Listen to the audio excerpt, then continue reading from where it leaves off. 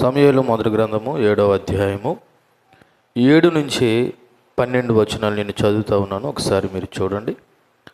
ఇశ్రాయేలీయులు మిస్పాలో కూడి ఉన్నారని ఫిలిస్తీయులు విన్నప్పుడు ఫిలిస్తీయుల సర్దారులు ఇశ్రాయేలు మీదకి వచ్చిరి. ఈ సంగతి ఇశ్రాయేలీయులు విని ఫిలిస్తీయులకు భయపడి, మన దేవుడైన యెహోవా ఫిలిస్తీయుల చేతుల నుండి మనల్ని రక్షించినట్లుగా మా కొరకు ఆయనను ప్రార్థన చేయటం మానవద్దని సమూయేలు నొద్ద మనవి చేసిరి.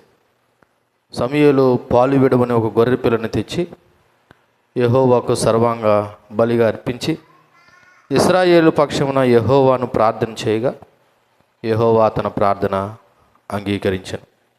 సమూయేలు దహన బలి అర్పించుచుండగా ఫిలిస్తీయులు యుద్ధం చేయుటకై ఇశ్రాయేలు మీదకి వచ్చిరి. అయితే యెహోవా దినమున ఫిలిస్తీయుల మీద మెండుగా ఉరుములు ఉరిమించి వారిని తారుమారు చేయగా వారి ఇశ్రాయేలు చేత ఓడిపోయిరి. ఇశ్రాయేలీయులు మిస్పా నుండి బయలుదేరి బేత్కేరు వరకు ఫిలిస్తీయులను తరిమి హతం చేసిరి. అప్పుడు సమూయేలు ఒక రాయి తీసి మిష్పాకును షేనుకును మధ్యన దాన్ని నిలిపి, ఇంతవరకు యెహోవా మనకు సహాయం చేసినని చెప్పి దానికి ఎబెనేజర్ అని పేరు పెట్టెను. ప్రార్థన చేద్దాం. మహాగణుడును మహోన్నతుడును సర్వాధికారిని సర్వశక్తిమంతుడైన మా ప్రియ పరలోకపు తండ్రి, మీకు వందనాలు. మేము చదివిన ఈ లేఖన భాగంలో ఆనాడు ఇశ్రాయేలు ప్రజలకు మీరు చేసిన మేలు ఈ దినాన్ని మేము గుర్తు చేసుకుని ధ్యానం చేస్తూ ఉండగా ఈ యొక్క లేఖన భాగంలో ఉన్న సత్యాన్ని మేము కూడా గ్రహించి మీ మీద సంపూర్ణంగా ఆదుకునే కృప నాకును మాకును దయచేయమని యేసుక్రీస్తు నామములో ఈ ప్రార్థన అడిగి వేడుకొనుచున్నాం తండ్రి, ఆమేన్. సో మన చదవబడినటువంటి లేఖన భాగానికి మనం ధ్యానం చేసే అంశం పేరు ఏంటంటే ఎబెనేజరు, అనగా సహాయపు రాయి. మరి సమూయేలు ఎబెనేజర్ అనే పేరు ఎందుకు పెట్టాడు? ఏం జరిగింది? ఇశ్రాయేలు ప్రజలు సమూయేలుని ఏమి వేడుకున్నారు? ఏమి వేడుకుంటే సమూయేలు ఆ స్థలానికి లేదా సందర్భానికి ఎబెనేజర్ అనే పేరు పెట్టాడు అన్నది ఈ రాత్రి మనం ధ్యానం చేద్దాం. ఒకసారి మీకు 7వ అధ్యాయంలో ఉన్న మొదటి 6 వచనాల్లో ఏం జరిగిందో ఒకసారి గుర్తు చేస్తాను. సో ఈ మొదటి 6 వచనాల్లో యెహోవా మందసము కిర్యత్యారీములో 20 సంవత్సరాలు ఉన్న సమయంలో ఇశ్రాయేలీయులు దేవుని కోసం దుఃఖించడం, సమూయేలు వారిని పిలిచి హితోపదేశం చేసి మీ మధ్య నుండి ఆస్తారోతు అన్య దేవతలను తీసివేసి యెహోవా వైపు తిరిగి రమ్మని పిలిపివ్వగా ఇశ్రాయేలీయులు ఆస్తారోతు బయలుదేవతలను తీసివేసి యెహోవాను మాత్రమే సేవించడం. అన్నిటికంటే ముఖ్యంగా మరి ఇశ్రాయేలీయులందరూ మిస్పాలో కూడుకుని యెహోవా దృష్టికి పాపులమని ఒప్పుకొని పశ్చాత్తాపం చెందిన పిమ్మట సమూయేలు వారి కొరకు ఏం చేశాడంటే ప్రార్థన చేశాడు. అది మొదటి 6 వచనాలు. ఈ 7వ వచనంలో ఫిలిస్తీయులు ఇశ్రాయేలీయుల మీద దాడి చేయగా మరి ఇశ్రాయేలీయులకి భయం కలిగింది. అంటే ఇక్కడ శత్రువు బెదిరింపు కనబడుతుంది 7వ వచనంలో. అక్కడ చూడండి 7వ వచనంలో ఇశ్రాయేలీయులు మిస్పాలో కూడి ఉన్నారని ఫిలిస్తీయులు విన్నప్పుడు ఫిలిస్తీయుల సర్దారులు ఇశ్రాయేలు మీదకి వచ్చిరి. ఈ సంగతి ఇశ్రాయేలీయులు విని ఫిలిస్తీయులు భయపడ్డారు. ఈ సంగతి ఎవరు విని? ఇశ్రాయేలీయులు విని ఫిలిస్తీయులు భయపడ్డారు. ఎందుకంటే ఇశ్రాయేలీయులు మిస్పాలో కూడి ఉన్నారన్న సంగతి ఫిలిస్తీయులు ఎలా భావించారంటే ఒక సైనిక సమావేశం కింద భావించారు. ఇప్పుడు కూడా సరిహద్దు దేశాల యొక్క ప్రాంతాలలో అవతల దేశము సరిహద్దు ప్రాంతాల్లో సైన్యాన్ని కానీ మోహరిస్తే పక్కనున్న దేశం ఏ విధంగా భావిస్తుందో తెలుసా? వీళ్ళు యుద్ధానికి రెడీగా ఉన్నారు, అందుకే సరిహద్దు ప్రాంతాల్లో యుద్ధ ట్యాంకుల్ని సైనికుల్ని తరలిస్తున్నారని ఇప్పటికీ కూడా సరిహద్దు దేశాలు ఈ విధంగా ఆలోచన చేస్తూ ఉంటాయి. అయితే ఇశ్రాయేలీయులు మిస్పాలో కూడుకున్నది నిజానికి యుద్ధం చేయడానికి కాదు. మనకు తెలుసు సమూయేలు వాళ్ళకు ఒక పిలిపించాడు. ఏమని? ఇదిగో మీరు అందరూ మిస్పాలో కూడుకోండి, యెహోవాకు ప్రార్థించండి అన్న మాటకి ఇశ్రాయేలీలందరూ మిస్పాలో కూడుకుని నీళ్ల కుమ్మరించినట్లు దేవుని సన్నిధిలో వాళ్ళు పశ్చాత్తాపంతో ప్రార్థన చేసి వాళ్ళు యెహోవా దృష్టికి పాపులమని ఒప్పుకుని ప్రార్థన చేయడానికి జాతి జాతి మొత్తం ఒక సమావేశంగా కూడుకున్నది.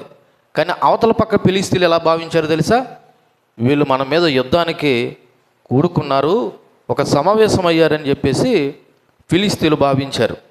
నిజానికి ఈ దాడి వార్త విని ఇశ్రాయేలీలు కూడా ఫిలిస్తీన్లకు భయపడ్డారు.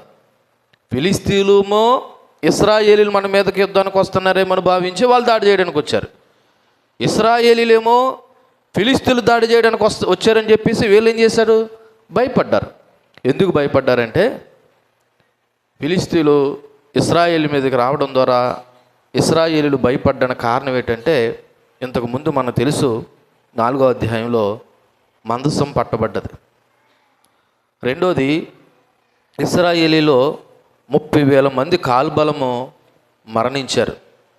మూడోది, ఓప్నే ఫినెహాసులు అనబడుతున్న వారు ఇద్దరు కూడా మరణించారు. నాలుగోది, మందసం పట్టబడ్డదని ఓప్నే ఫినెహాసులు చనిపోయారనే విషయం తెలిసి మరి ఏలీ కూడా మెడ విరిగి చనిపోవడం జరిగింది. ఈ పరిణామం అంతా విన్నటువంటి ఫినెహాసు భార్య కూడా ఇశ్రాయేలీలో ప్రభావం పోయిందని చెప్పేసి ఆమె కూడా ఏమైందంటే చనిపోయింది. సో ఈ జరిగిన పరిణామాలన్నింటిని బట్టి ఫిలిస్తీన్లు మరలా మన మీదకి యుద్ధంకి వస్తే మనం ఓడిపోతామేమో, అనేకులు చనిపోతారేమో అన్న ఉద్దేశంలో ఇశ్రాయేలీలు ఏం చేశారంటే భయపడడం జరిగింది. నిజానికి ఇశ్రాయేలు భయపడడానికి గల కారణం అది. అయితే ఈ 7వ వచనంలో ఫిలిస్తీన్లేమో ఇశ్రాయేలీలు మన మీదకి యుద్ధం చేయడానికి మిస్పాలో కూడి ఉన్నారని భావించారు.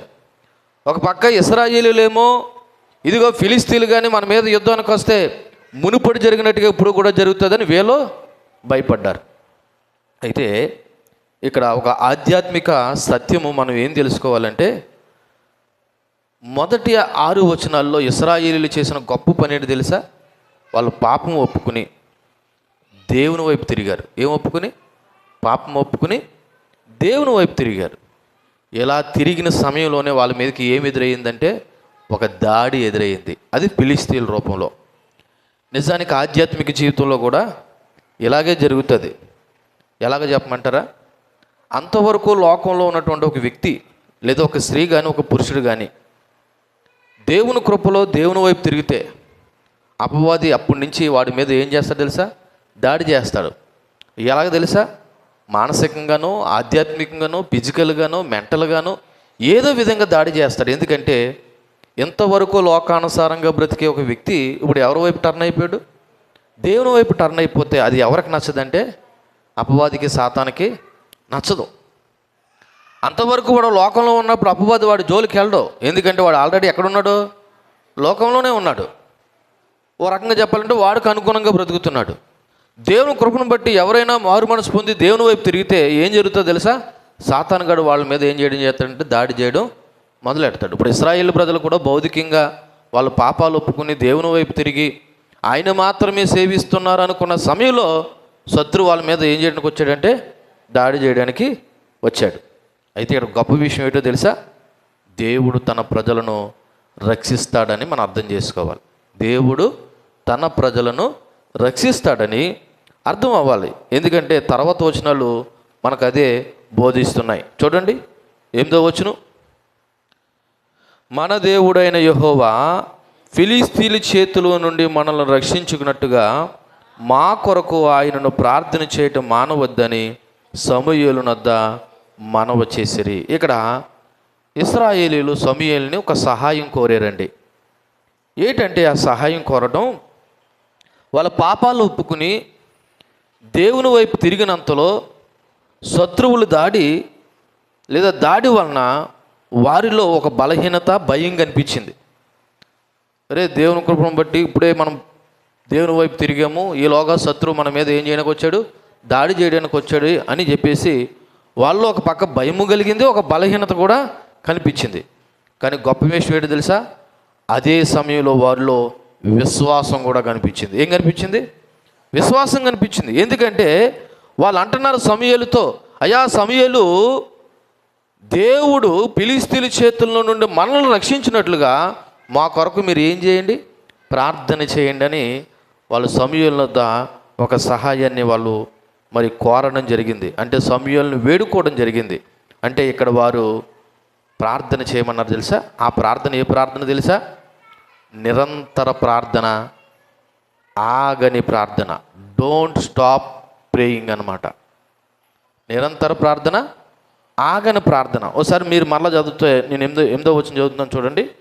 మన దేవుడైన యెహోవా ఫిలిష్తీయుల చేతుల నుండి మనలను రక్షించినట్లుగా మా కొరకు ఆయనను ప్రార్థన చేయుట మానవద్దు అని అన్నారంటే అది ఏ ప్రార్థన అన్నమాట?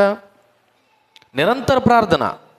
అంటే మేము ఇశ్రాయేలీలు అనబడుతున్న మేము ఫిలిష్తీయుల చేతిలో నుండి తప్పించబడే వరకు లేదా రక్షింపబడే వరకు నువ్వేం చేయడం మానొద్దు? ప్రార్థన చేయుట మానొద్దు. అంటే వీళ్ళు ఏ రకమైన ప్రార్థన సహాయాన్ని కోరుకున్నారంటే ఒక నిరంతర ఆగని ప్రార్థన ఇశ్రాయేలు ప్రజలు సమూయేలును కోరుకున్నారు. అంటే ఇశ్రాయేలు ప్రజలు దేవుని మీద విశ్వాసం ఉంచారా, ఉంచలేదా? ఉంచారు. రెండోది, మన దేవుడైన యెహోవా అని చెప్పడం ద్వారా వాళ్ళ హృదయంలో నిజమైన ఒప్పుకోలు కనపడుతుంది. Repentance, real repentance. ఏంటో తెలుసా? వాళ్ళు అన్న మాట ఏంటో తెలుసా? ఓ సమూయేలు, మన దేవుడైన యెహోవా అన్నారు. మన దేవుడైన యెహోవా అన్నారంటే ఇప్పుడు వాళ్ళలో ఏం కనిపించింది తెలుసా? హృదయపూర్వకమైనటువంటి ఒప్పుకోలు కనిపించింది. కాబట్టి ఈ మాట దేవునితో వారుకున్న సంబంధాన్ని ఏం చేసిందంటే పునరుద్ధరణ చేసింది. అంటే మరల రీబుల్డ్ చేసింది. ఇంతకుముందు దేవుడితో వాళ్ళు ఏమయ్యారు? ఎడబాటు కలిగి ఆస్తారోతో అన్య దేవతలను వాళ్ళు ఏం చేశారు? పూజించారు. కానీ ఇప్పుడు మరలా వాళ్ళు దేవుని వైపు తిరిగి పశ్చాత్తాపం చెందడం ద్వారా, అంతేకాదు మన దేవుడైన యెహోవా మనల్ని రక్షించినట్లుగా ప్రార్థన చేయమని చెప్పడం ద్వారా మరలా దేవుడితో వాళ్ళ యొక్క సంబంధం ఏమైందంటే పునరుద్ధరణ అయ్యింది. అంటే మరలగా రీబిల్డ్ చేయబడడం జరిగింది. మూడోది చూస్తే ఏమని ప్రార్థించమన్నారు వాళ్ళు? మీరు గమనిస్తే చూడండి, అక్కడ వాళ్ళు అన్నారు ఫిలిష్తీయుల చేతిలో నుండి మనం రక్షించినట్లు. అంటే నిజానికి వాళ్ళు యుద్ధం ద్వారా జయం పొందాలని కోరుకోలేదు. దేని ద్వారా? యుద్ధం ద్వారా జయం పొందాలని కోరుకోవడానికి ప్రార్థన చేయమనలేదు వాళ్ళు. దేవుడే కలుగు చేసుకుని తన బలము ద్వారా విజయం పొందాలని వాళ్ళు నమ్మారు. మళ్ళీ చెప్తున్నాను, వాళ్ళు నిజానికి మిస్పాలో కూడుకున్నది యుద్ధోపకరణాలన్నీ తెచ్చుకుని, కత్తులు కరాటాలు తెచ్చుకుని వాళ్ళు ఏమీ మిస్పాలో కూడుకోలేదు. వాళ్ళు ఎలాగొచ్చారు తెలుసా? ఆధ్యాత్మికంగా సిద్ధపడి ప్రభు దగ్గర పశ్చాత్తాపం చెంది ప్రార్థన చేయడానికి వచ్చారు. ఎక్కడికి? మిస్పాలోకి. నిజానికి వాళ్ళ దగ్గర ఏమైనా ఆయుధాలు ఉన్నాయా? లేవు. ఇప్పుడు ఫిలిష్తీయులు వచ్చేసారు, అయ్యా మా చేతిలో ఏ విధమైన ఆయుధాలు లేవు, ఇప్పుడు దేవుడే కలుగు చేసుకుని మమ్మల్ని ఏం చేయాలా? రక్షించాలి. అంటే ఇప్పుడు సమూయేలుని వాళ్ళు ఏ రకమైన ప్రార్థన చేయమన్నారు అనుకున్నారు? మేము యుద్ధం మాత్రం చెయ్యము, మా దగ్గర చేయడానికి ధైర్యము లేదు, ఒక పక్క ఆయుధాలు కూడా లేవు. మరి ఏ రకమైన సహాయం కావాలో తెలుసా? ఇప్పుడు దేవుడే కలుగు చేసుకుని ఫిలిష్తీయుల చేతుల్లో నుండి మమ్మల్ని ఏం చేయాలా? రక్షించాలని గొప్ప విశ్వాసంతో కూడిన ప్రార్థన సహాయాన్ని వాళ్ళు కోరి ఉన్నారు. ఓ రకంగా చెప్పాలంటే ఇశ్రాయేలు ప్రజలు ఏమన్నారు తెలుసా? దేవుడే మా రక్షకుడు, ఈ రోజున లేదా ఈ సమయాన దేవుడే మమ్మల్ని రక్షించాలి తప్ప మా చేతిలో ఏమీ లేదని వాళ్ళు సమూయేలుని ప్రార్థన సహాయాన్ని కోరి ఉన్నారు. మరి ఈ వచనం నుండి ఆధ్యాత్మికంగా మనం ఏం నేర్చుకోవాలంటే, భయపడినప్పుడు ఇలా చూడండి, అందరూ ఆలకించండి. మనలో ఏ రకమైన భయమైనా ఒకవేళ భయపడినప్పుడు మొదట చేయవలసిన పని ఏంటి తెలుసా? ప్రార్థన. ఏం చేయాలా? ప్రార్థన. వాళ్ళ దగ్గరికి వెళ్ళి వీళ్ళ దగ్గరికి వెళ్ళి ముందు నువ్వు మనుషులు సహాయం కోరడం కాదు, నువ్వు చేయవలసిన మొట్టమొదటి పని ఏంటి తెలుసా? ప్రార్థన. ఇశ్రాయేలు ప్రజలు ఏ సహాయాన్ని కోరుకున్నారు? వాళ్ళు సమూయేలు ఓసారి మన సైనికులు ఇంటికి పంపించి యుద్ధ ఆయుధాలన్నీ మోసుకొని రమ్మని చెప్పారా?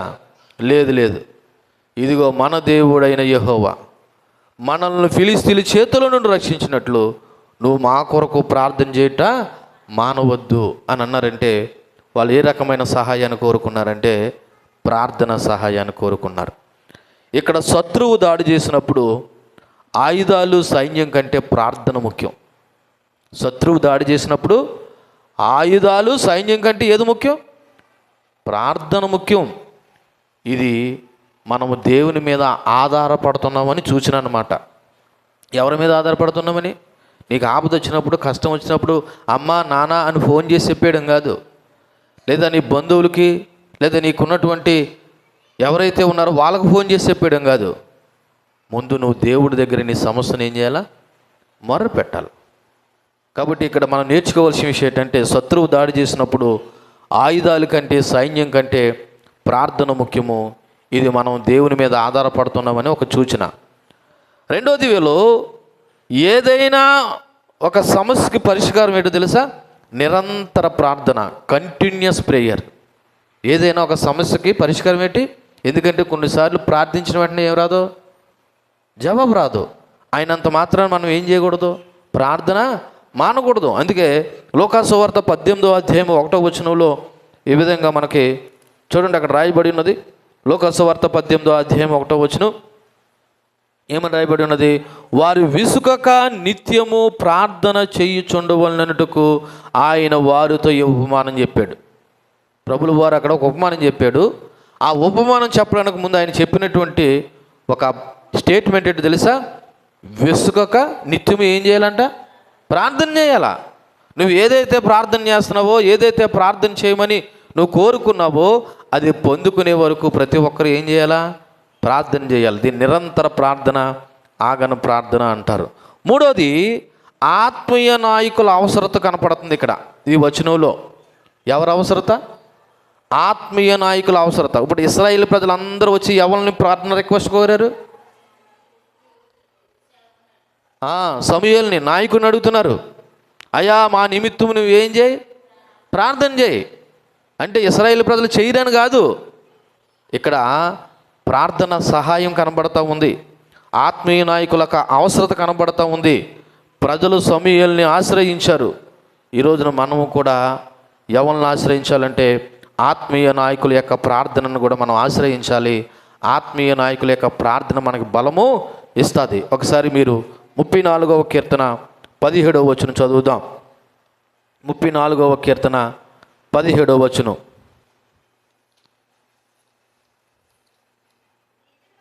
నీతిమంతుని మొర్రపెట్టగా యెహోవా ఆలకించును, వారి శ్రమలన్నిటిలో నుండి వారిని ఏం చేయను? విడిపించును. నీతిమంతులు మొర్రపెట్టగా యెహోవా ఏం చేస్తాడంట? ఆలకిస్తాడు. వారి శ్రమలన్నిటిలో నుండి ఆయన వారిని ఏం చేస్తాడు? విడిపించును. సో మూడోది వచనంలో మనం నేర్చుకోవాల్సిన విషయం ఏంటంటే, ఆత్మీయ నాయకుల యొక్క ప్రార్థన అవసరత అనేది చాలా ప్రాముఖ్యము. నాలుగవది, దేవుడు తన ప్రజల కొరకు అద్భుతంగా యుద్ధం చేస్తాడు దేవుని మీద ఆధారపడితే. నాలుగోది ఏంటి? దేవుడు తన ప్రజల కొరకు అద్భుతంగా యుద్ధం చేస్తాడు. మన బలంతో కాదు, ఆయన శక్తితో చేస్తాడు. మన బలంతో కాదు, ఎవరి శక్తితో? ఆయన యొక్క శక్తితో మరి మనకి గొప్ప విజయాన్ని ఇస్తాడు. ఎలాగిస్తాడు అన్నది ఒకసారి మనము 7వ అధ్యాయము 9వ వచనం చదువుదాం. 7వ అధ్యాయం 9వ వచనంలో సమూయేలు పాలు విడవని ఒక గొర్రె పిల్లను తెచ్చి యెహోవాకు సర్వాంగ బలిగా అర్పించి ఇశ్రాయేలీయుల పక్షమున యెహోవాను ప్రార్థన చేయగా యెహోవా అతని ప్రార్థన అంగీకరించెను. మరి 9వ వచనంలో సమూయేలు ఒక గొర్రె పిల్లని తీసుకుని బలియాగము ప్లస్ ప్రార్థన చేయడం కనబడుతుంది. ఒక గొర్రె పిల్లని తీసుకుని బలియాగము ప్లస్ ప్రార్థన చేయడం కనబడతా ఉంది. ఇక్కడ సమూయేలు 2 ప్రధానమైన చర్యలు చేస్తున్నాడు. మొదటిది ఏంటో తెలుసా? సర్వాంగ బలి. ఏ బలి? ఏ బలి? సర్వాంగ బలి అంటే హోల్ బర్న్ట్ ఆఫరింగ్. ఒక మాటలో చెప్పాలంటే తెలుగులో పూర్తి దహన బలి చేస్తూ ఉన్నాడు. ఎందుకు మరి సమూయేలు సర్వాంగ బలి అర్పించాడు అంటే, మరి ఇశ్రాయేలుల యొక్క పాపాల యొక్క పరిహారం కోరుతూ దేవుని సన్నిధికి వచ్చే మార్గం సిద్ధం చేయడానికి ఆయన ఒక పాలు విడవని గొర్రెపిల్ల తెచ్చి దేవుడికి పూర్తిగా అర్పించాడు. ఇది దేవుడు ఇశ్రాయేలు ప్రజలకి లేవియా కాండంలో చెప్పినటువంటి ఒక రకమైన బలిలో దహన బలి విధానం అన్నమాట. కాబట్టి ఇక్కడ సమూయేలు యాజకుడు కాకపోయినా, నిజానికి సమూయేలు యాజకుడా? ఆయన లేవీయుడు కాదు. సమూయేలు ఎఫ్రాయిమీయుడు. సమూయేలు ఎవరు? ఎఫ్రాయిముడు. నిజానికి బలి అనే సిస్టంలో మరి దహన బలి చేయాలన్నా లేదా ఏదైనా బలి అర్పించాలన్నా ఎవరు జరిపించాలా? లేవీలు అర్పించాలా. కానీ ఇక్కడ దేవుడు సమూయేలుని ప్రవక్తగాను న్యాయాధిపతిగాను నియమించాడు కాబట్టి ఈ బలి అర్పించడానికి కూడా సమూయేలుకి దేవుడు ఏమి ఇచ్చాడంటే అనుమతి ఇచ్చాడు. ఆ అనుమతిలో మరలా ఒకసారి మీకు గుర్తు చేస్తున్నాను. ఇశ్రాయేలు ప్రజలు సమూయేలు దగ్గరికి వచ్చి ఏమడిగారు? అయ్యా, ఫిలిస్తీయులు మన మీదకి వచ్చేస్తున్నారు కాబట్టి మా నిమిత్తం మీరు ఏం చేయండి, ప్రార్థన మానవద్దని అడిగారు. ఇప్పుడు సమూయేలు ప్రార్థన చేయడమే కాదు, మరో ముఖ్యమైన పని చేస్తున్నాడు. ప్రార్థన చేయడానికి ముందు ఏం చేస్తున్నాడు తెలుసా? దహన బలి అర్పిస్తున్నాడు. ఏమర్పిస్తున్నాడు? దహన బలి. ఈ దహన బలి దేనికి సూచనగా తెలుసా? పాప పరిహారార్థం దేవుని చేత క్షమాపణ పొందడానికి అర్పించేటటువంటి ఒక బలి. ఇప్పుడు ప్రార్థన చేయడానికి ముందు సమూయేలు ఒక సర్వాంగ బలి అర్పించాడు. తర్వాత ప్రార్థన చేశాడంట. తర్వాత ఏం చేశాడు? ప్రార్థన చేశాడు. ఒకసారి చదువుతాను చూడండి, 9వ వచనం. సమూయేలు పాలు విడవని ఒక గొర్రె పిల్లను తెచ్చి యెహోవాకు సర్వాంగ బలిగా అర్పించి ఇశ్రాయేలీయుల పక్షమున యెహోవాకు ఏం చేశాడు? ఆయన ప్రార్థన చేయగా. ముందు ప్రార్థన చేశాడా? ముందు బలి అర్పించాడా? ఎందుకు బలి అర్పించాడు? ఎందుకు తెలుసా? ఇలా చూడండి, ముందు పాప క్షమాపణ జరగకుండా నువ్వు ఎంత ప్రార్థన చేసినా ప్రయోజనం లేదు. అంటే బలి అర్పిస్తున్న సమయంలోనే ఇశ్రాయేలు పక్షాన యెహోవాకు ఆయన గట్టిగా తీవ్రమైన హృదయపూర్వకమైన నిరంతర ప్రార్థన చేశాడు. ఏం చేశాడు? నిరంతర ప్రార్థన చేశాడు. ఫలితం ఏం తెలుసా? యెహోవా తన ప్రార్థన అంగీకరించాడంట. యెహోవా తన ప్రార్థన ఏం చేశాడు? అంగీకరించాడు. వెంటనే స్పందించాడు. దేవుడు వెంటనే ఏం చేశాడు? స్పందించాడు. ఒకసారి 99వ కీర్తన 6వ వచనం చదువుదాం. సమూయేలు గురించి అక్కడ చెప్పబడినటువంటి ఒక మాట. 99వ కీర్తన 6వ వచనంలో, ఆయన యాజకులలో మోషే అహరోనులుండిరి, ఆయన నామమును బట్టి ప్రార్థన చేయవారిలో సమూయేలు ఉండెను. వారు యెహోవాకు మొర్రపెట్టగా ఆయన వారికి ఏమి ఇచ్చాడు? ఉత్తరం ఇచ్చాడు. ప్రార్థించే వారిలో ఎవరు ఉన్నారంట? మొదటి వరుసలో సమూయేలు ఉన్నాడు. ఇక్కడ ఆధ్యాత్మిక పాఠాలు ఏంటన్నది ఒకసారి ఆలోచన చేద్దాం. ఇలా చూడండి, దేవుని స్పందన మన జీవితంలో జరగాలంటే ప్రార్థన, బలి ప్లస్ ప్రార్థన ఈజ్వల్ టు దేవుని స్పందన. మళ్ళీ చెప్తున్నాను, బలి ప్లస్ ప్రార్థన ఈజ్వల్ టు దేవుని స్పందన. మీకు ఇంకా అర్థమయ్యేలా చెప్పాలంటే ముందు బలి అర్పించి ప్రార్థన చేస్తేనే దేవుడు స్పందిస్తాడు. ఇక్కడ బలి అంటే మరి నేటి దినాల్లో మనం ఏమి అర్పించాలి అన్న ఒక సందేహం మీకు కలగచ్చు. ఇక్కడ నేటి దినంలో మనం బలి అర్పించవలసిన అవసరం ఏమీ లేదు. యేసు ప్రభువే మన కొరకు ఏమైపోయాడు? ఒకసారి ఎబ్రీలు రాసిన పత్రిక 10వ అధ్యాయము 10వ వచనం చూద్దాం. ఎబ్రీలు రాసిన పత్రిక 10వ అధ్యాయం 10వ వచనంలో, యేసుక్రీస్తు యొక్క శరీరము ఒక్కసారియే అర్పింపబడుట చేత ఆ చిత్తమును బట్టి మనము పరిశుద్ధపరచబడి ఉన్నాము. క్రీస్తు యొక్క శరీరం ఒకసారి ఏమైందంట? బలి అర్పించడం చేత మనం ఏమయ్యామంట? పరిశుద్ధపరచబడి ఉన్నాం. అంటే ఇలా చూడండి, ఇప్పుడు మనం ధైర్యంగా దేవుని సన్నిధికి రాగలం. ఎందుకని మన యొక్క పాపముల నిమిత్తం ఎవరు బలి అయిపోయారు? యేసుక్రీస్తు బలి అయిపోయాడు. మరలా మీకు ఒకసారి గుర్తు చేస్తున్నాడు. పాత నిబంధన కాలంలో ప్రత్యక్ష గుడారం అనబడుతున్న దేవుని మందిరంలో సామాన్య ప్రజలు ఎవరో దేవుని మందిరం లోపలికి ప్రవేశించడానికి హక్కు లేదు, వీలు లేదు. ఎవరైనా వస్తే బయటే వచ్చి ఆ బలి యొక్క పశువును యాజకులకు అప్పచెప్పి వాళ్ళు బయటే ఉండాలి, కానీ ఎట్టి పరిస్థితుల్లో లోపలికి రావడానికి లేదు. కానీ నూతన నిబంధన సంఘంలో ఈ రోజున దేవుని ప్రజలు అనబడుతున్నారు అందరూ కూడా ఎక్కడ రావచ్చు? దేవుని యొక్క మందిరంలో పరిశుద్ధ స్థలంలోకి రావచ్చు. నిజానికి ఈ యోగ్యత నిన్ను బట్టి కాదు, నన్ను బట్టి కాదు, ప్రభు మన కొరకు బలి అయిపోవడం ద్వారా మనకు కలిగినటువంటి సన్నిధిలో, ఆయన సన్నిధికి ధైర్యంగా రాగలటువంటి యోగ్యత దేవుడు మనకిచ్చాడు. అర్థమైందా? చూడు, బలి ఎందుకు అర్పించాలంటే మొదట దేవుని సన్నిధికి రావాలంటే ముందు పాప పరిహారం జరగాలి. అప్పుడు దేవుడు ఏం చేస్తాడు? ప్రార్థన ఆలకిస్తాడు. మరి నేటి నూతన నిబంధన సంఘం పాప పరిహారం అంటే ఏంటో తెలుసా? నీ వ్యక్తిగత పాపాలు ఒప్పుకున్న తర్వాతే దేవుడు నీ ప్రార్థన ఆలకిస్తాడు. నీ వ్యక్తిగత పాపాలు ఒప్పుకున్న తర్వాతే దేవుడు ఏం చేస్తాడు? నీ నీ యొక్క ప్రార్థన ఆలకిస్తాడు. మరలా గుర్తు చేస్తున్నాను, సమూయేలు మొదట ఏమర్పించాడు? బలి అర్పించాడు. తర్వాత ఏం చేశాడు? బలి ఎందుకు, ఎవరి కొరకు అర్పించాడు? ఇశ్రాయేలు ప్రజల యొక్క పాప పరిహార నిమిత్తం బలి అర్పించాడు. మరి ఇప్పుడు మనం బలి అర్పించవలసిన అవసరం లేదు. ఎందుకని? మన నిమిత్తము దేవుడు ఏమైపోయాడు? బలి అయిపోయాడు. మరి ఏం చేయాలి మనం? పాపం ఒప్పుకుంటే సరిపోద్ది. ఏం ఒప్పుకుంటే సరిపోద్ది? పాపం ఒప్పుకోవాలి. ఆ పాపం ఒప్పుకున్న తర్వాత నువ్వు ఏం చేయాలంటే ప్రార్థన చేయాలి.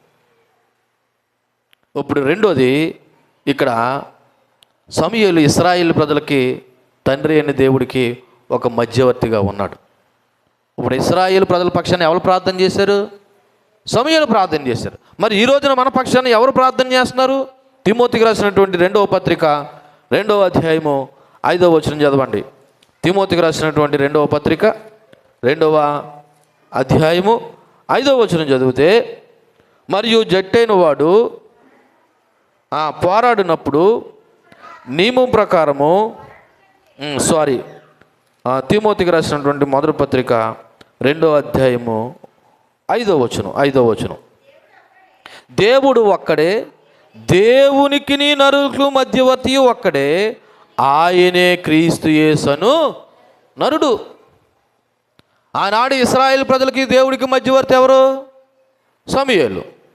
ఈనాడు దేవునికి మనకి మధ్యవర్తి ఎవరు? యేసుక్రీస్తు. అక్కడ రాయబడి ఉన్నది, దేవుడు ఒక్కడే, దేవునికి నరులకును మధ్యవర్తి కూడా ఒక్కడే. ఎవరా ఒక్కడంటే యేసుక్రీస్తును నరుడు.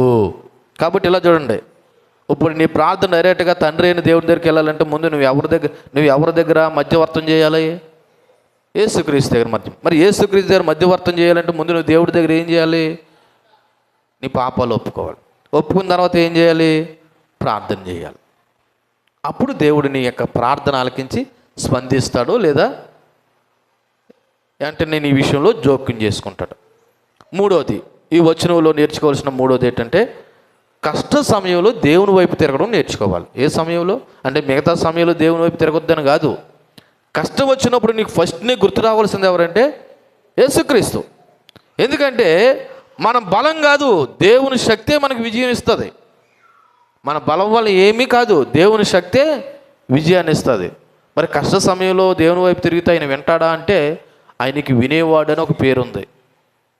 దేవుడు మన ప్రార్థన వినేవాడు. హృదయపూర్వకమైన ప్రార్థన దేవుడు స్పందిస్తాడు. ఒకసారి మీరు 65వ కీర్తన 2వ వచనం చూస్తే దేవుడికి ఉన్నటువంటి ఒక పేరు చూద్దాం. చూడండి, 65వ కీర్తన 2వ వచనం, 65వ కీర్తన 2వ వచనం, ప్రార్థన ఆలకించువాడా సర్వ శరీరులని యొద్దకు. ఎందుకు ఆయన పేరు ఏం పేరంట? ప్రార్థన ఆలకించేవాడు. అంటే ఎందుకు ఆలకిస్తాడా? ఆలకించడా? ఆలకిస్తాడు. కాకపోతే కండిషన్ ఏంటో తెలుసా? ఫస్ట్ నువ్వు నీ పాపము ఒప్పుకోవాలి. రెండవది, అప్పుడు ప్రార్థన చేయాలి. దేవుడు ప్రార్థన ఆలకించని వాడు కాదు, ప్రార్థన ఆలకించేవాడే. కాకపోతే మరి ఎందుకు ప్రార్థన చేసినా ప్రార్థన దేవుడు ఆలకించట్లేదంటే ఇక్కడ ప్రాబ్లం ఏదో ఉంది. ఆ ప్రాబ్లం ఏమి కాదు, నీ పాపాలు నువ్వేం చేయట్లేదు. అందుకే అతిక్రమములు దాచిపెట్టేవాడు వర్ధిల్లడు, వాటిని ఒప్పుకుని విడిచిపెట్టిన వాడు దేవుని యొక్క కనికరాన్ని పొందుకుంటారు. అంటే ఈ రోజున మనం ప్రార్థన చేయగా తిరిగి జవాబు ఎందుకు పొందుకోవట్లేదంటే ప్రాబ్లం ఏదో ఉంది. ఆ ప్రాబ్లం ఏంటి కాదు, నువ్వు ప్రభు దగ్గర హృదయపూర్వకంగా నీ పాపం ఒప్పుకోలేకపోవడం. మీకు మరలా ఇక్కడ ఒక సమయాన్ని, ఇక్కడ ఒక విషయాన్ని గుర్తు చేస్తాను. ఇప్పుడు ఇశ్రాయేలీయుల దేవుడు కూడా ఇశ్రాయేలు ప్రజలను ఎప్పుడు కలుగు చేసుకున్నాడు? వాళ్ళు మిస్పాలో కూడుకుని నేల కుమ్మరించినట్లు దేవుని సన్నిధానంలో పశ్చాత్తాపం చెంది మేము మీ దృష్టికి పాపులమని ఒప్పుకున్న తర్వాత దేవుడు వాళ్ళ విషయంలో ఏం చేశాడు? కలుగు చేసుకున్నాడు. అంతేనా? లేకపోతే వాళ్ళు కూడుకుంటేనే దేవుడు కలుగు చేసుకున్నాడా? మీకు పోయిన వారం గుర్తు చేశాను. వాళ్ళు ఫస్ట్ దేవుడి సన్నిధానంలో కూడుకున్నారు. రెండోది, వాళ్ళు నీళ్ళు చేదినట్లు పశ్చాత్తాపం చెందారు, ఉపవాసం ఉన్నారు. అంతేకాదు దేవుని దృష్టికి పాపులమని ఒప్పుకున్నారు. అప్పుడు దేవుడు కలుగు చేసుకున్నాడు. ఈ రోజున నీ విషయంలోనైనా నా విషయంలో కూడా దేవుడు ఎప్పుడు కలుగు చేసుకుంటాడో తెలుసా? నీ పాపం ఒప్పుకొని ప్రార్థన చేసినప్పుడు దేవుడు కలుగు చేసుకుంటాడు. ఎందుకంటే పాప పరిహారంతో కూడిన హృదయపూర్వకమైన ప్రార్థన దేవుడు విని రక్షణ విజయాన్ని ఇస్తాడు. మరలా చెప్తున్నాను, పాప పరిహారంతో కూడిన హృదయపూర్వకమైన ప్రార్థన దేవుడు విని నీకేమిస్తాడు తెలుసా? రక్షణ ఇస్తాడు, విజయం కూడా ఇస్తాడు. కాబట్టి ఈ 9వ వచనంలో, సమూయేలు మొదటి గ్రంథం 7వ అధ్యాయం 9వ వచనంలో, అందుకే సమూయేలు మొదట ఏమి ఇచ్చాడంటే బలి అర్పించాడు. తర్వాత ఏం చేశాడు? ప్రార్థన చేశాడు. దేవుడు కూడా వెంటనే స్పందించి సమూయేలు ప్రార్థన ఏం చేశాడంట? ఆలకించాడు. ఒకసారి 10వ వచనం దగ్గర రండి. 10వ వచనంలో, సమూయేలు దహన బలి అర్పించుచుండగా ఫిలిష్తీయులు యుద్ధము చేయుటకే ఇశ్రాయేలీయుల మీదకు వచ్చిరి. అయితే యెహోవా దినమున ఫిలిష్తీయుల మీద మెండుగా ఉరుములు ఉరిమించి వారిని తారుమారు చేయగా వారు ఇశ్రాయేలీయుల చేత ఓడిపోయిరి. దేవుని యొక్క దైవికమైన జోక్యము, అలాగే దేవుడు కలుగు చేసే విజయము కనబడతా ఉంది ఈ వచనంలో.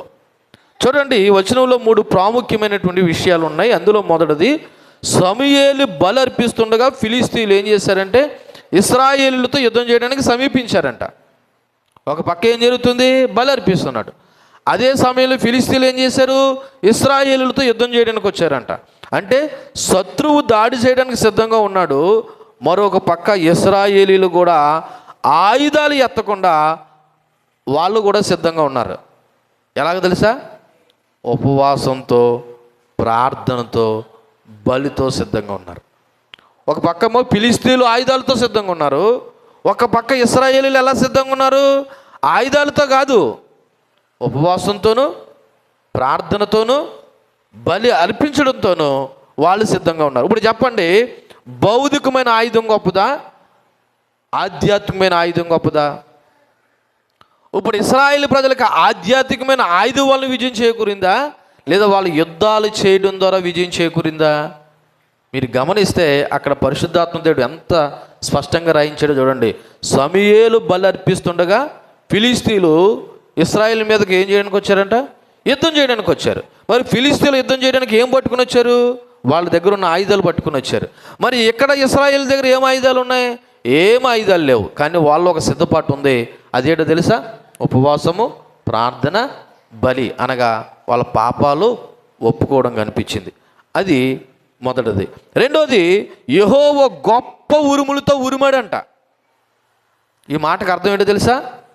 ఆ రోజునంట ఒక సామాన్యమైన సహజమైన తుఫాన్ రాలేదంట. దేవుడు ఒక అద్భుతమైనటువంటి కార్యం చేశాడంట. దాన్ని సూపర్ న్యాచురల్ ఇంటర్వెన్షన్ అన్నారన్నమాట. అంటే ఏంటో తెలుసా? ఆ రోజున ఆ ఉరుముల శబ్దానికంట ఫిలిష్తీయులు గుండి చెదిరిపోయిన వారే గందరగోళం ఏర్పడి అసలు ఏం జరుగుతుందా ఇక్కడని అయోమయంలో పడిపోయారంట. మళ్ళీ చెప్పనా? ఆ రోజున ఇశ్రాయేలీయులు ఫిలిష్తీయులతో యుద్ధం చేయడానికి సిద్ధంగా లేకపోయినా దేవుడే కలుగు చేసుకుని పెద్ద ఉరుములతో ఉరమగా ఫిలిష్తీయులు అనుకున్నారంట. ఆ సౌండ్కి, ఆ శబ్దానికి, ఆ ఉరుములకి వాళ్ళలో గందరగోళం ఏర్పడి వాళ్ళు ఏమైపోయారు తెలుసా? ఆయుధాలన్నీ విడిచిపెట్టి పరిగెట్టడం మొదలెట్టారంట. అయితే ఇక్కడ గొప్ప విషయం ఏంటో తెలుసా? మరి అదే సౌండ్ ఎవరికి వినబడలేదు? ఇశ్రాయేల్ ప్రజలకు వినబడలేదా? వాళ్ళకి వినబడ్డది. అదే సౌండు ఇశ్రాయేల్ ప్రజలు కూడా వినబడ్డది. కానీ దేవుని యొక్క గొప్పతనం గురించి మనం ఆలోచన చేస్తే శత్రువులకు భయం పుట్టిస్తాడు, కానీ తన పిల్లలకి ఆయన గందరగోళం చేయడు. ఒక రకంగా చెప్పాలంటే ఈ మాట అన్న ప్రార్థన చేసిన ప్రార్థన నెరవేర్పు కనపడ్డది. ఒకసారి మీరు సమూయేలు మొదటి అధ్యాయము రెండో అధ్యాయము సమూయేలు మొదటి గ్రంథం 2వ అధ్యాయము 10వ వచనంలో చూడండి ఏమని రాయబడి ఉన్నది? యెహోవాతో వాదించు వారు నాశనమగుతారు, పరమండలంలో నుండి ఆయన వారి పైన ఉరుము వలె గర్జించును అని అన్న ప్రార్థన నెరవేర్పు ఇక్కడ కనపడుతుంది. నిజానికి ఉరుములతో దేవుడు యుద్ధం చేయడం అనేది ఐగుప్తులో ఉన్నప్పుడు కూడా ఇశ్రాయేల్ పక్షాన్ని దేవుడు ఏం చేశాడంటే మరి ఇలా జరిగించాడు. ఇర్మీయాకాండం 9వ అధ్యాయం 23వ వచనంలో ఉంటుంది. కాబట్టి యెహోవా గొప్ప ఉరుములతో ఏం చేశాడు తెలుసా? ఉరిమాడు. ఆ సహజమైనటువంటి మరి తుఫాను కాకుండా ఒక సూపర్ న్యాచురల్ అద్భుతమైన కార్యం వల్ల మరి ఆ రోజు ఫిలిస్తీన్లు అందరూ ఏమైపోయారంటే ఓడిపోవడం జరిగింది. ఫిలిస్తీన్లో గందరగోళం ఏర్పడ్డది. ఆ ఉరుములకు ఫిలిస్తీన్లు భయపడి గందరగోళంలో పడి అనగా కన్ఫ్యూజన్ అయ్యి వారు యుద్ధం చేయలేకపోయారు. అంతేకాదు ఆయుధాలు విడిచిపెట్టేసి వాళ్ళు ఏం చేశారంటే పారిపోయారు. కానీ ఇక్కడ గొప్ప విషయం ఏంటంటే అదే ఉరుములు ఇశ్రాయేలు కూడా విన్నారు, కానీ వాళ్ళకి ఏం కాలేదు, వాళ్ళకి భయం కలగలేదు. దేవుడు ఓన్లీ శత్రువులకు మాత్రమే ఏం కలిగించాడు? గందరగోళం కలుగు చేశాడు, కన్ఫ్యూజన్ కలుగు చేశాడు. మీకు అర్థమయ్యే భాషలో చెప్పాలంటే ఐగుప్తు దేశంలో దేవుడు 10 అద్భుతాలలో లాస్ట్ అద్భుతం ఏంటిది? ఐగుప్తు దేశంలో ఉన్న ప్రతి ఇంట్లోనూ తొలిచూలు యొక్క కుమారుడు మరణం అవుట. మరి అదే సమయంలో ఇశ్రాయేల్ ప్రజల్లో తొలిచూలు కుమారుడు చనిపోయాడా? చావలేదు. దేవుడు అద్భుతాలు అలాగ ఉంటాయి. తన పిల్లలకి ఏం కాదు, కానీ శత్రువులకు మాత్రం ఏమవుతాయి అవుతుంది. ఆ రోజు జరిగినటువంటి అద్భుతమైన కార్యములో ఆ ఉరుముల వల్ల, మెరుపుల వల్ల, ఆ శబ్దం వల్ల ఫిలిస్తీన్లు ఏం జరుగుతుందో తెలియక గందరగోళపడి కన్ఫ్యూజన్ పడిపోయి వాళ్ళు ఉన్న ఆయుధాలు ఉన్న పలంగా విడిచిపెట్టేసి ఏమైపోయారు తెలుసా? పారిపోయారనే విషయం అక్కడ రాయబడి ఉన్నది. మరి ఈ వచనం నుండి మనం నేర్చుకోవలసినటువంటి ఆధ్యాత్మిక పాఠం ఏంటో తెలుసా? యుద్ధము యెహోవాది. యుద్ధం ఎవరిది? యెహోవాది. దేవుడే మన కోసం ఏం చేస్తాడు? యుద్ధం చేస్తాడు. ఎప్పుడు తెలుసా? ప్రార్థన, బలి, ఉపవాసం ద్వారా దేవుని మీద ఆధారపడితేనే. చూడండి, మరి ఇశ్రాయేలు ప్రజలు సమూయేలుతో ఏమన్నారు? ఓ సమూయేలు, ఫిలిస్తీన్ల చేతిలో నుండి మనం రక్షింపబడినట్లు మా కొరకు నువ్వు ఏం చేయన్నారు? నిరంతర ఆగని ప్రార్థన చేయమని చెప్పారు. అంటే ఇక్కడ జరిగిన అద్భుతమైన కార్యం ఏంటంటే ప్రార్థన ద్వారా దేవుడు కలుగు చేసుకొని మరి యుద్ధం చేసి ఇశ్రాయేలు ప్రజలకు గొప్ప విజయాన్ని చేకూర్చాడు. అది దేవుని మీద ఆధారపడితే. రెండోది, ప్రార్థన సమయంలోనే దేవుడు స్పందించాడు. అక్కడ స్పాట్లోనే దేవుడు ఏం చేశాడు? స్పందించాడు. ఎందుకు స్పందించాడంటే అది హృదయపూర్వకమైన ప్రార్థన. రెండోది తక్షణ అవసరం. ఇమ్మీడియట్లీగా ఆ సమయంలో దేవుడు కలుగు చేసుకోకపోతే ఇప్పుడు ఫిలిస్తీన్ల చేతిలో ఇశ్రాయేలు ప్రజలు మరలా ఏమైపోతారు? ఓడిపోతారు, లేకపోతే మరణమైపోతారు. అందులోకి జాతి మొత్తం ఒక చోట కూడుకొని ఉన్నారు. ఓ రకంగా చెప్పాలంటే వాళ్ళందరి ప్రాణాలు పోతాయి. కొన్నిసార్లు దేవుడు ఏం చేస్తాడు తెలుసా? తక్షణమే స్పందిస్తాడు. ఏం చేస్తాడు? తక్షణమే స్పందిస్తాడు. అది ఎమర్జెన్సీ అనుకుంటే, అత్యవసరం అనుకుంటే, స్పాట్లోనే ఇవ్వాలనుకుంటే ఇస్తాడు. కొన్నిసార్లు ఆలస్యం కూడా చేస్తాడు. కానీ ఏదేమైనా ప్రార్థన సమయంలోనే దేవుడు స్పందించాడు. కారణం ఏంటంటే హృదయపూర్వకమైన ప్రార్థన వల్ల దేవుడు తక్షణమే స్పందించి వాళ్ళకి గొప్ప విజయాన్ని చేకూర్చాడు. మూడోది ఏంటో తెలుసా? దేవుని యొక్క అద్భుతమైన శక్తి. ఏటా శక్తి? ఉరుము దేవుని యొక్క శక్తికి సహనంగా ఉంది. ఉరుము దేవుని శక్తికి సహనంగా ఉంది. ఒక మాటలో చెప్పాలంటే ఆయన మాటే పెద్ద ఉరుము అంట. ఆయన మాట్లాడితేనే ఎలాగుంటుందంట? ఉరుములాగా గంభీరంగా ఉంటుందంట. ఆ మాటకి శత్రువులు భయపడ్డారు. కానీ అదే మాట ఇశ్రాయేల్ ప్రజలకి ధైర్యాన్ని ఇచ్చింది.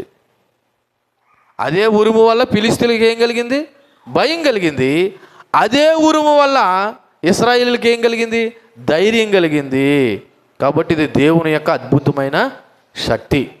నాలుగోది, పాప విమోచన తర్వాత విజయం కలిగింది. ఇది చాలా ఇంపార్టెంట్. ఎప్పుడు విజయం కలిగింది వాళ్ళకి? పాప విమోచన జరిగిన తర్వాత విజయం కలిగింది. అంటే ఇశ్రాయేలు ప్రజలు పాపం ఒప్పుకొని దేవుని దగ్గరికి తిరిగి వచ్చిన తర్వాత ఇది దేవుడిచ్చినటువంటి ఒక గొప్ప రక్షణ. ఓ రకంగా చెప్పాలంటే ఇది వాళ్ళ యొక్క ఆధ్యాత్మిక పునరుద్ధరణ అనే విషయాన్ని జ్ఞాపకం చేసుకోవాలి. కాబట్టి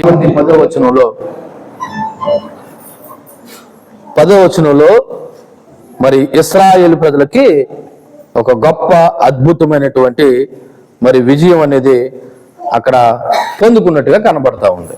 చూడండి, 11వ వచనంలో నేను చదువుతా ఉన్నాను. ఇశ్రాయేలీయులు మిస్పాలో నుండి బయలుదేరి బేత్కేరు వరకు ఫిలిస్తీన్లను తరిమి హతము చేసరి. అప్పుడు సమూయేలు ఒక రాయి తీసి మిస్పాకును షేలుకును మధ్య దానిని నిలిపి ఎంతవరకు యెహోవా మనకు సహాయం చేసినని చెప్పి దానికి ఎబెనెజర్ అని పేరు పెట్టాను. 11వ వచనంలో ఇశ్రాయేలీయులంట మిస్పాలుండి ఎక్కడి వరకును బయలుదేరి బేత్కేరు వరకును ఫిలిస్తీన్లు ఏం చేశారంట? హతము చేశారు. ఇక్కడ ఒక విషయం మనం జ్ఞాపకం చేసుకోవాలి. ఇశ్రాయేలీయులు మిస్పా నుండి బయలుదేరి బేత్కేరు అనే మాటకు అర్థం ఏంటంటే గొర్రె పిల్ల అని అర్థం. ఏంటి? గొర్రె పిల్ల అని అర్థం. సో ఆ ప్లేస్ వరకు, అది స్థలం పేరు అనమాట, ఆ ప్లేస్ వరకు ఫిలిస్తీన్లు ఏం చేశారంటే వీళ్ళు తరిమి హతం చేశారు. హతం చేయడం అంటే చంపేశారు. దేవుడు శత్రువులను గందరగోళం పరచడంతో వారు ధైర్యంగా బయలుదేరి వచ్చారు. శత్రువులను వెంబడించి పూర్తిగా వాళ్ళని ఏం చేశారంటే హతం చేశారు. ఇది కేవలం దేవుని జోక్యం వల్ల కలిగిన విజయం తప్ప ఇశ్రాయేలు ప్రజలు యుద్ధం చేయడం వల్ల కలిగిన విజయం కాదు. ఇది కేవలం దేవుని యొక్క జోక్యం వల్ల కలిగిన విజయము, అంతే తప్ప ఇశ్రాయేలు ప్రజలు యుద్ధం చేయడం వల్ల కలిగిన విజయము కాదు. ఎందుకంటే అప్పటికే ఫిలిస్తీన్లు వాళ్ళ ఆయుధాలు విడిచిపెట్టి వాళ్ళు పరిగెట్టడం మొదలెడితే వెంటనే ఇశ్రాయేలు ప్రజలు తెలుసుకుని అంతకు ముందు ఏమని ప్రార్థన చేయమన్నారు వీళ్ళు? అయ్యా, ఫిలిస్తీన్లు మన మీదకి యుద్ధం చేయడానికి వస్తున్నారు, మా నిమిత్తము ప్రార్థన చేయమని వాళ్ళు భయపడ్డారు. కానీ ఇశ్రాయేలు ప్రజలు ఏమైపోయారు తెలుసా? ధైర్యం తెచ్చుకుని బయటకు వచ్చి ఏం చేశారంట? వాళ్ళ ఆయుధాలతోనే తిరిగి వాళ్ళు ఏం చేశారంటే తిరిగి మరి ఎక్కడ రాయబడినమాట ఆ బేత్కేరు వరకు వాళ్ళు ఏం చేశారంటే తరిమి హతం చేశారంట. గమనించండి, ఇక్కడ యుద్ధ ఆయుధాలు ఎవరయ్యి? నిజానికి ఫిలిస్తీన్లు. వీళ్ళ దగ్గర ఏమైనా ఆయుధాలు ఉన్నాయా? లేవు. కానీ దేవుడిచ్చిన ధైర్యంతో అదే ఆయుధాలను పట్టుకుని అదే ఫిలిస్తీన్లను తరిమి వాళ్ళని పూర్తిగా వెంబడించి హతం చేశారనే విషయం అక్కడ రాయబడి ఉన్నది. ఈ వచనంలో నేర్చుకోవాల్సిన ఆధ్యాత్మిక పాఠాలు ఏం చెప్పమంటారా? మొదటిది, దేవుడు మొదట చర్య తీసుకుంటాడు. రెండోది, మనం స్పందించాలి. దేవుడు ఏం చేస్తాడు? కలుగు చేసుకుంటాడు. అట్ ద సేమ్ టైం మనం కూడా ఏం చేయాలి? స్పందించాలి. ఇక్కడ దేవుడు కలుగు చేసుకుని ఉరువులు ఉరిమించి వాళ్ళు ఏం చేశాడు? వాళ్ళు గందరగోళాన్ని ఏర్పాటు చేశాడు. మరి ఇశ్రాయేలు ప్రజలు నోరు మూసుకున్నారా? వెంటనే వాళ్ళు కూడా ఏం చేశారు? వాళ్ళు వెంబడించి వాళ్ళని ఏం చేశారు? తరిమి హతము చేశారు. అంటే దేవుడు చర్య తీసుకుంటాడు, మనం కూడా స్పందించాలి. మనం ఏం చేస్తాం తెలుసా? అన్ని దేవుడే చూసుకుంటాడు, నువ్వు మాత్రం ఏమీ చేయవా? అన్ని దేవుడే చూసుకుంటాడు, మనం మాత్రం ఏమి చేయనట్టు ఉంటాం. కానీ ఇక్కడ దేవుడు జోక్యం చేసుకుంటాడు, మనం కూడా ఏం చేయాలి తెలుసా? స్పందించాలి. రెండోది, పాప విమోచన తర్వాత విజయం అని గుర్తు ఎరిగి, మరి ఇది మన వల్ల కాదు యుద్ధము, ఇది కేవలం దేవుని వల్లే జరిగిందనే విషయం గమనించాలి. మూడోది, దేవుని సహాయమే తప్ప మన బలం కాదని గుర్తెరగాలి. ఇది ఎవరి సహాయము? దేవుని సహాయమే తప్ప మనం బలం కాదని గుర్తెరగాలి. ఇశ్రాయేలీలు నిజానికి యుద్ధానికి సిద్ధంగా లేరు, కానీ దేవుడే వాళ్ళ పక్షాన్ని ఏం చేశాడు? యుద్ధం చేశాడు. కాబట్టి దేవుని జోక్యం అవసరం, అలాగే మన స్పందన కూడా అవసరం. అప్పుడే దేవుడు మనకేమిస్తాడు తెలుసా? విజయాన్ని ఇస్తాడు. ఒక రకంగా చెప్పాలంటే ఇలా చూడండి, యేసుప్రభు మన అందరి కొరకు సిలువలు చచ్చిపోయాడా? ఇది ఆయన జోక్యం. మరి మన స్పందన ఏంటి? నువ్వు పాపం ఒప్పుకోవాలంతే. నీ స్పందన ఏంటి? పాపం ఒప్పుకోవాలా. మరి యేసుప్రభు సిలువలో చనిపోయాడు కాబట్టి ఇంక నాకు రక్షణ వచ్చేస్తుంది అంటే కుదరదు. ఆయన చేయవలసిన పని అయినా చేశాడు. మనం చేయవలసిన పని ఏంటి? మన పాపము ఒప్పుకోవాలి. ఇప్పుడు ఫిలిస్తీన్లు భయం వల్ల ఇశ్రాయేలు ప్రజలు అయా సమూయేలు మా కొరకు ప్రార్థన చేయమన్నారు. సమూయేలు బలర్పించి ఏం చేశాడు? ప్రార్థన చేశాడు. దేవుడు కలుగు చేసుకున్నాడా? కలుగు చేసుకున్నాడు. అప్పుడు ఇశ్రాయేలు కూడా ఏం చేశారు? స్పందించి వాళ్ళని తరిమి ఏం చేశారు? హతం చేశారు. అంటే ఇక్కడ దేవుడు చేయవలసింది దేవుడు చేస్తాడు, మనం చేయవలసింది మనం చేయాలి. ఆల్రెడీ దేవుడు మన అందరి కొరకు ఏం చేశాడంటే ఇదిగో సిలువలో మన అందరి కొరకు బలైపోయాడు. ఎటు వచ్చినా మనం చేయవలసింది ఏంటి తెలుసా? ఇదిగో ఇశ్రాయేలు ప్రజలు నీ దృష్టికి పాపం చేసామని ఒప్పుకున్నట్టు మనం కూడా పాపులం అనే విషయాన్ని ఒప్పుకోవాలి. అప్పుడు నీకు ఏం కలుగుతుంది తెలుసా? రక్షణ కలుగుతుంది. ఏం కలుగుతుంది? రక్షణ కలుగుతుంది. ఇది 11వ వచనం. ఇకపోతే చివరిగా లాస్ట్ వచనం చూడండి. లాస్ట్ వచనంలో, ఆ 12వ వచనంలో, అప్పుడు సమూయేలు ఒక రాయి తీసి మిస్పాకును షేనుకు మధ్య దాన్ని నిలిపి ఎంతవరకు యెహోవా మనకు సహాయం చేశాడని చెప్పి దానికి ఎబెనెజరు అని పేరు పెట్టెను. ఇక్కడ సహాయపు రాయి అనగా దేవుని విజయాన్ని గుర్తు చేసుకోవడానికే తప్ప పూజించడానికి ఆరాధించడానికి మాత్రము కాదు. మీకు చిన్న ఎగ్జాంపుల్ చెప్తాను చూడండి. చనిపోయినప్పుడు ఫోటో ఆవిష్కరణ జరుగుతుంది ఆదరణ కూడికలో. అప్పుడు కుటుంబస్తులు ఏం చేస్తారు? ఓ ఫోటో ఓపెన్ చేసి లేకపోతే దండేస్తారు. నిజానికి ప్రతిరోజు ఆ ఫోటో దగ్గరికి వెళ్ళి పూజించడానికి, అగరబత్తులు వేసి వెలిగించి ఆరాధించడానికి కాదు. అది జస్ట్ ఒక గుర్తుకు మాత్రమే. ఇదిగో మా తండ్రి, లేదా ఇదిగో మా తల్లి, ఇదిగో మా నాన్న, లేదా ఇదిగో మా తాత, ఇదిగో మా నాయన అని ఎలాగ మనం గుర్తు చేసుకోవడానికి మాత్రమే ఫోటో. ఇక్కడ సమూయేలు కూడా దేవుడు చేసిన విజయాన్ని గుర్తు చేసుకోవడానికి మాత్రమే ఒక పెద్ద రాయి తీసుకుని దానికి ఏ పేరు పెట్టాడంటే ఎబెనెజర్ అని పేరు పెట్టాడు.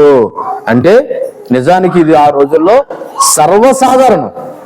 నిజానికి ఆ రోజుల్లో సర్వసాధారణం. ఇలా రాళ్ళు తీసుకుని దానికి ఏదో పేర్లు పెట్టి ఇది దేవుడు మనకు కలిగి చేసిన విజయం అని గుర్తెరగడానికి సర్వసాధారణం.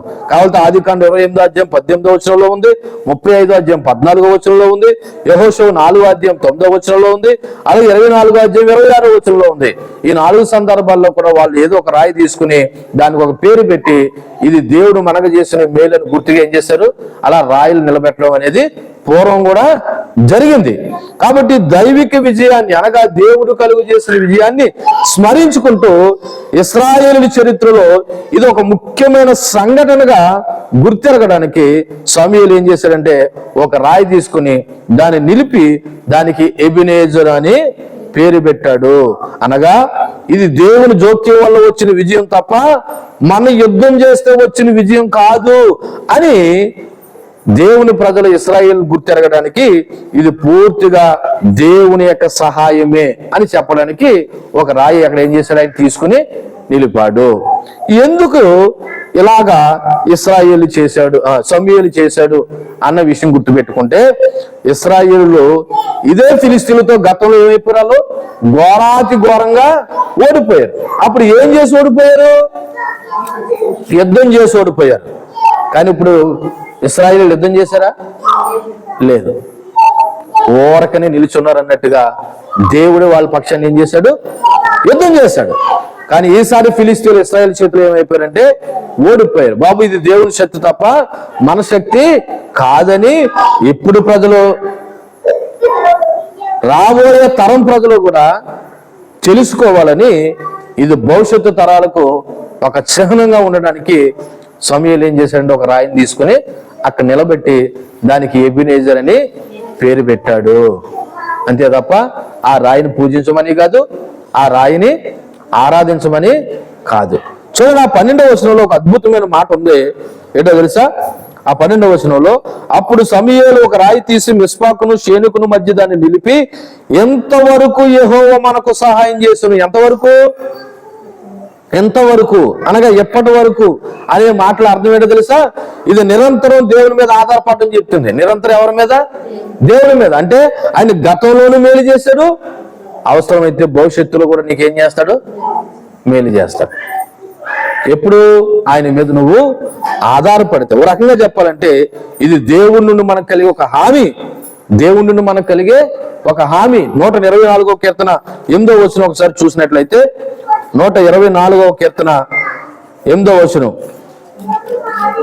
124వ కీర్తన 8వ వచనంలో భూమి ఆకాశము సృజించిన యెహోవా నామం వలనే మనకు సహాయము కలుగుచున్నది. సహాయం ఎవరి వల్ల కలుగుచున్నది? భూమి ఆకాశంలో కలుగు చేసిన యెహోవా వలన మాత్రమే మనకి ఏం కలుగుతుంది? సహాయం కలుగుతుంది. కాబట్టి ఇశ్రాయేలు దేవుడు అనబడుతున్న మన దేవుడు ఈ రోజున ఎప్పటికైనా ఎన్నటికైనా మనకు తప్పకుండా ఆయన ఏం చేస్తాడంటే సహాయం చేస్తాడు. గతంలోనూ సహాయం చేస్తాడు, భవిష్యత్తులో కూడా మనకి ఏం చేస్తాడు? ఆయన సహాయం చేస్తాడు. ఇది ఒక జ్ఞాపకార్థంగా మనం కూడా గ్రహించాలి. కాబట్టి మరి ఈ వాక్యంలో నుండి లేదా వచనం నుండి మనం నేర్చుకోవాల్సిన ఆధ్యాత్మిక పాఠాలు ఏంటంటే, మొదటిగా ఇక్కడ కృతజ్ఞత జ్ఞాపకం ముఖ్యం. ఏది ముఖ్యం? కృతజ్ఞత జ్ఞాపకం ముఖ్యం. ఎందుకు దేవుడు సమూయేలు ఆ రాయిని తీసాక నిలబెట్టాడు? ఇశ్రాయేలు ప్రజలు ప్రస్తుత వారు కానీ రాబోయే తరం వారు కానీ ఆ రాయిని చూసినట్టు ఎవరు జ్ఞాపకం రావాలా? దేవుడు చేసిన విజయం జ్ఞాపకం రావాలా. ఎవరి విజయం? దేవుడు చేసిన విజయము జ్ఞాపకం రావాలా. రెండోది జ్ఞాపకం వచ్చిన వెంటనే వాళ్ళు ఏం చెల్లించాలి తెలుసా? కృతజ్ఞత చెల్లించాలి. ఏం చెల్లించాలి? కృతజ్ఞత చెల్లించాలి. ఎందుకంటే దేవుని సహాయాన్ని మర్చిపోకూడదు. దేవుని సహాయాన్ని ఏం చేయకూడదు, మర్చిపోకూడదు.